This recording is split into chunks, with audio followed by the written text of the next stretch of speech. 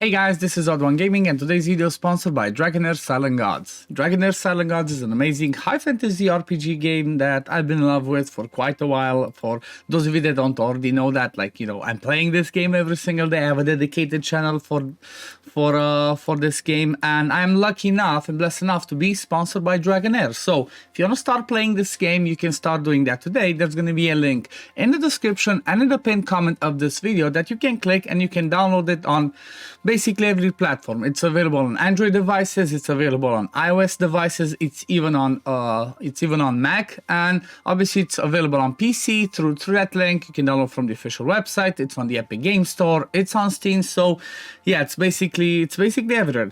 The game had some really good stats when it came out. It had over 10 million downloads in the first 2 months. It was voted #1 in over 13 regions. So it's a pretty solid game, and I just love it because it has amazing graphics. It has cool boss mechanics and basically all of that good stuff. And one of the amazing things that they are doing is they have certain periods when they do collaborations with Dungeons and Dragons.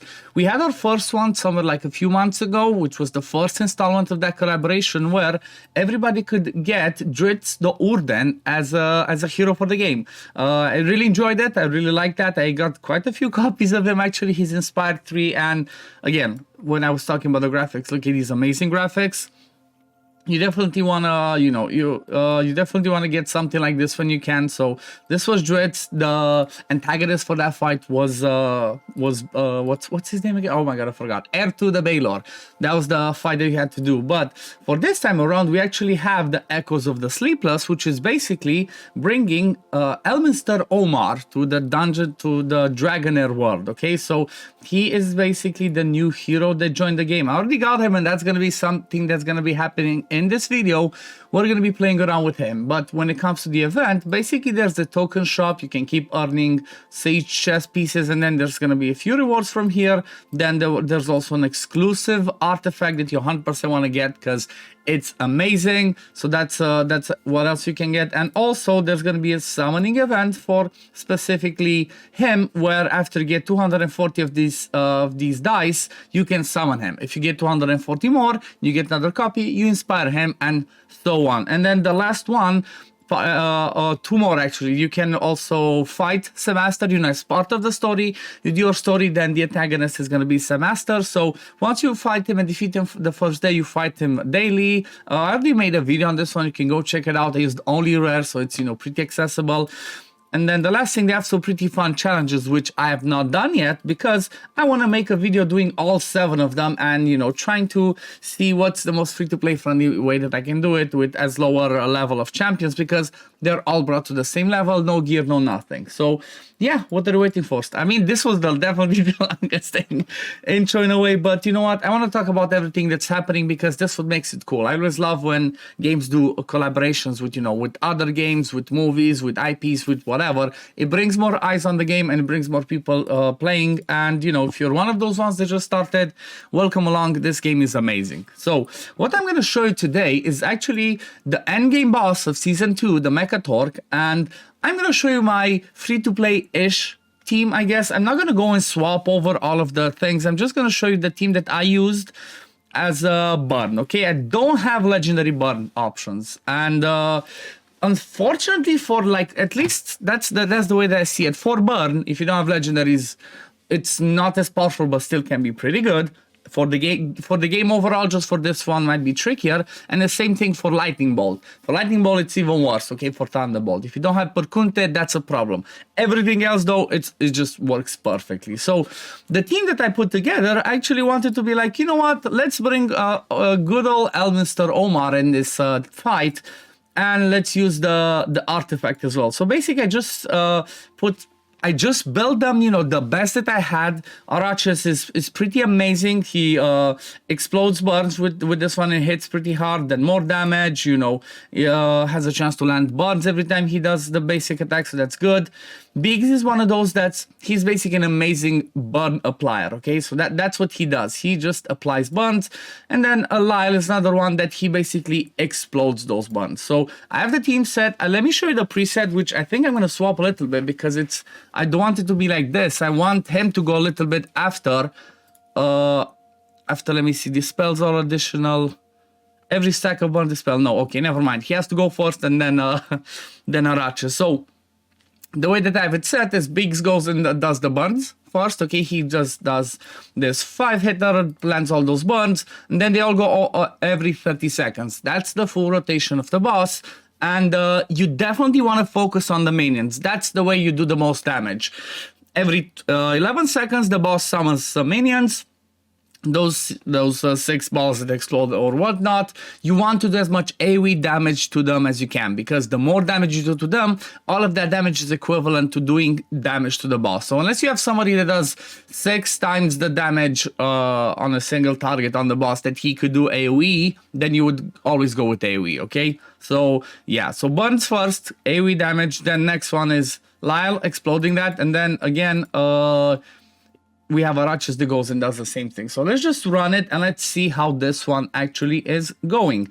So the positioning is a little bit important, especially when it comes to people like Arachis that has this type of an area, okay? When they have this type of a positioning, that means he does stuff around him only. So you have to keep that in mind, because if I place him over here, he's not gonna hit any of those summons. All the 6 summons get over here, okay? So by having him over here, he goes ahead and he's not gonna have a problem because of those. I think if the summons get there, they do more damage to you if you're around them, like exactly on the spot. So he goes over there, and when he does his ultimate, he does not hit all of them, unfortunately, but at least he hits 3 of them, okay? So he's gonna hit 1, 2, and 3. Let's just go and see how this works. I'm gonna show you more the builds at the end and whatnot, but you know what?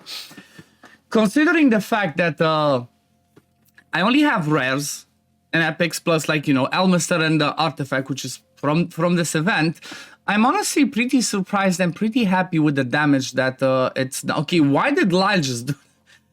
Oh my god, this is hilarious. So every time I've seen it so far, he always just hits all 6 of them. Like, I've used it yesterday, you know, done some testing, did a few things here and there, swapped some piece of gear around. He always hit all 6. This time around, he was like, nah, I'm just gonna hit 1. Let's see, does he do it again? Because if it does, then that's gonna be really not that good, not that good.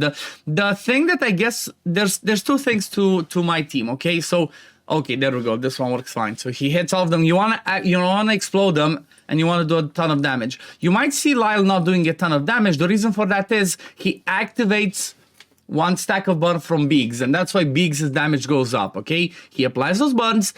I built Biggs, so he does the damage not from the raw hits, but from the burns itself, which means I built him with enlightenment and attack, and every time Lyle explodes that, they count as Biggs' damage, okay? Whereas Arachis, when he hits, he does not explode them, he dispels them, basically, okay? So he does more damage the more burns he dispels. Look at that, boom. Obviously, it's not going to be perfect. Sometimes it's going to be full burn, sometimes it's not, because Arachis does not have, sorry, not Arachis, Biggs does not have 100% chance to land those burns. That's where a legendary such as Scarf would come in handy. He would be better because you place, you know, a million burns in there, and then when Arachis explodes them, it's going to do a lot more damage. But again, he only hits 3. Imagine if he could hit all 6 of them, how much damage that would do. But you can see this one's going pretty well. The damage is, you know, pretty consistent, pretty good, and I'm really liking this team because of the fact that the way that the shields happen from Adolphus and Elminster were pretty much shielded all the time, and then when we lose some HP because of Elminster doing so many shields on his battle skill and keeping them up basically almost all the time because of the artifact, we also heal if you lose HP every time Adolphus tries to give a shield or to a single target or to everybody, because every time he over shields, he heals. Okay, so that's why this team is pretty fun and it's pretty amazing, and like I'm really liking it. It's not a 200 million team, okay? I'm gonna say from the beginning, it's not a 200 million team, but it's relatable in a sense that at least I do not have them scrolled and I have epics or below. However, at the same time, I think I do have 1 legendary, apart from the artifact that I got from the Elminster event, okay, that exclusive artifact. I do have Witches Remains on Biggs. I don't think I have any other legendary artifact on everybody else. Maybe I have on Arachis Ravatrixes. I think I have the artifact from Meander. I know that's not the most free-to-play relatable, but it's kind of like, you know, at the end of the day, Season 2, everybody can get it. If you pass, you know, a few of those tricky stages, you should be able to get it. And I 100% advise you guys, if you still have not finished the Fate trial this season, go for it. That artifact is massive. As an example, I'm using that artifact on my what's her name again? I'm using that artifact on my Gerthin instead of her exclusive artifact, and she does more damage, okay? So she does more damage with the Ravatrix's roots that we get from Meander than she actually does with the exclusive artifact that boosts, you know, every battle skill's damage, which for people that are Ice Blast, that's what all their damage is about. Do keep in mind though, that artifact is going to be more powerful for epics or below because it gives double the boost, okay? I'm going to show you the artifact, I guess, at the end, but basically this team is going like this, and it got it got for me yesterday at around 100 million. I have a feeling that maybe if I scrolled my people, I could push it a little bit higher, but if I cannot hit 200 million, I'm not sure I really want to scroll because I'm still in the process of building teams. You know, you're always trying to push it to the max, get your best teams, but I'm running low on scrolls for my epic people. So this one's a bit, you know, I'm still debating. Maybe I just scroll Araches, but at the same time, this is the thing though. Because I have him only using his ultimate every 30 seconds, I don't really care about the cooldown for this fight specifically. And the only other thing that I get from the books on the ultimate, it's only 10%, you know, attack. If that one was like, I don't know, 10% attack, 10% attack, 15% attack, and then like, you know, to the duration decrease of the, you know, initial recharge and then total recharge, then yeah, I might have instantly been like, yep, I scrolled it. But I'm not sure that's 10% because, you know, it's RNG. I could never hit it. I could try to keep using scrolls and it never lands the ultimate. I feel like maybe I'm waiting for now because, again, I'm still in the process of building teams. I might need to scroll some other epics that might push some other one of my teams to 100 million or to 200 million, because that's kind of like my goal. Trying to see to get, at the moment, any team to 200 million. I have not done any single 200 million team yet. I think the first one might actually be a rally, but keep an eye out on the channel because I'm gonna, you know, I'm definitely gonna make a video on that one once I'm done. I'm just gonna end this all over. I'm gonna let it actually go all the way and we're gonna come right back because I still need to show you the builds and the video started to be pretty long, so I guess see you in a bit. Okay, so somebody just about, you know, a couple of people died because it depends on how the shields land. You know, if the shields from the battle skill don't land just about right before Adolphus does the heal, we do not heal up, and then, you know, some quirky stuff happens. But it only happened a little bit at the end, and as you can see, I still hit 100 million. I'm not gonna be keeping this key right now because, like I said, the day is still young, so to speak. I still got lots of testing to do. But, you know, 100 million, considering the fact that apart from Elminster, which everybody should be able to obtain a copy of, I basically had mostly epics and rares, and a couple of the epics are not even scrolled, okay? So let's check the team out and let's see the build. So when it comes to Ratchas, like I said, I do have Ravatrix's roots. This is amazing. This one basically gives him 60% attack and 60% HP, plus the one from over here. So a ton of stats. Definitely worth the best one. Inventor set, and basically full damage. Like, I do not care about his accuracy. His whole job is to do damage based off this one because he dispels those burns. Have, you know, Biggs already applies the burns. He's just there to do raw damage, and basically the more burns there are out there, the more damage he's gonna do. He doesn't need any accuracy for anything. And you saw the damage. I should have clicked on statistics, that's my bad. But you saw it during the fight over there on the right. It was showing he was doing all the damage he was doing, so he's definitely at the top. So that's Arachis. Then we have Lyle, kind of the same thing. I do have him in the Rift Hourglass, but honestly, this doesn't matter. Again, he goes every 30 seconds. So the fact that I have a legendary artifact, this one can be anything else that gives him the accuracy to land his burns, okay? Because he does land some burns on the battle skill. He doesn't land any burns over here. Then this one do, like, honestly, I don't even know their kit because this is the first time I built them. I don't know all of their kits perfectly, but I guess maybe I should have just ignored his accuracy. Maybe that's something that I can tweak and improve. Just ignore his accuracy and just build in full damage and replace this one with something that gives him damage. Like, for example, maybe the eyeball or something like that. So, you know, that's something to look into, because this one doesn't get a chance to activate too much because those balls are on the field for like 10 seconds. So maybe this one hits once and that's about it. So I'd rather just take the damage than the small chance to apply the burn. It's not enough, you know, it's not enough. Definitely want some AoE stuff, and that's where Beaks comes in. That's what this amazing little rare comes in, because he has a 5-hitter with a 40% chance of applying a burn. It's not a high chance, but you know, when you hit 5 times, you're gonna land a couple. You know, 2 or 3, 4, 5 if you're lucky, but you're definitely gonna land a few of these ones. Then also on the battle skill, he applies burns.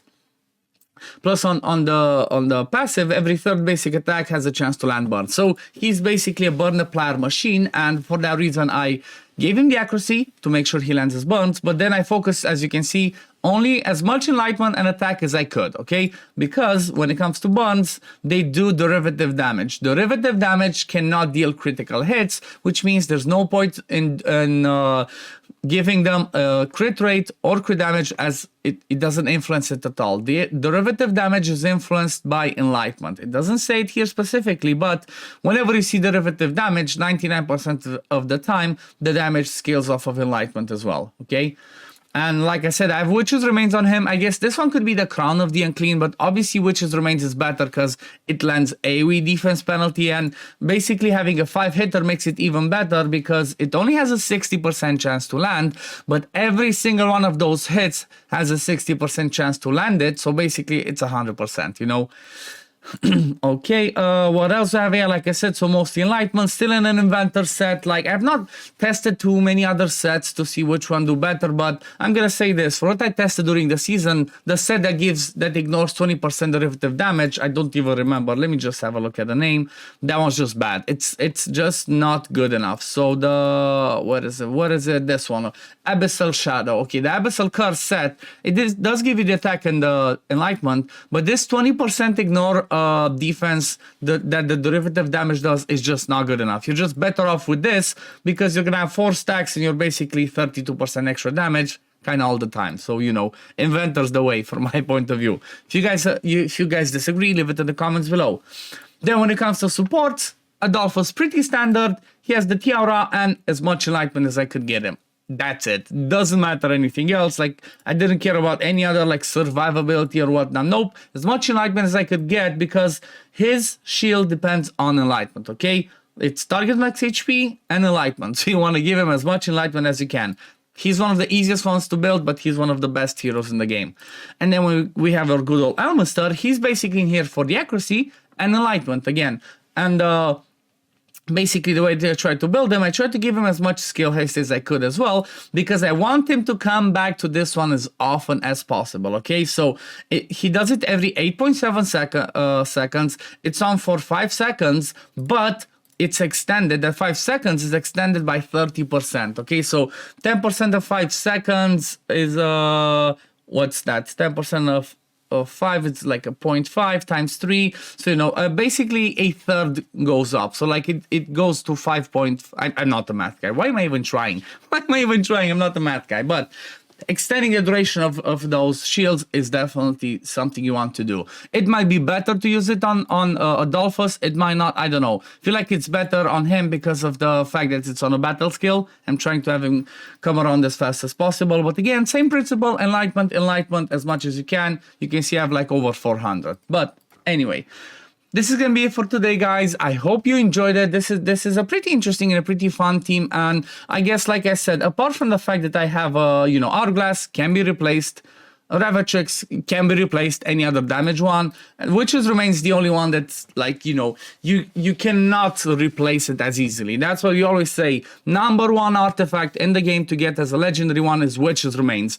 The value that this one brings and the damage that it brings to your team is just unparalleled. But yeah, let's leave it at this for today, guys. Thank you all for watching. Again, thank you Dragonheir Selling House for sponsoring today's video. And to you guys, if you have not downloaded the game yet, there's gonna be a link in the description and in the pinned comment of this video. Make sure you click it to download the game, start playing today, or at least, you know, give it a try. If you want to support me, if you like me, give it a try, click it, download it, and start playing the game. It's available on iOS devices, Android devices. It's on Mac, it's on the Epic Game Store, and it's on Steam. But yeah, thank you all for watching, and I'm gonna see you in the next video. Peace, love, take care, everyone. Bye, guys.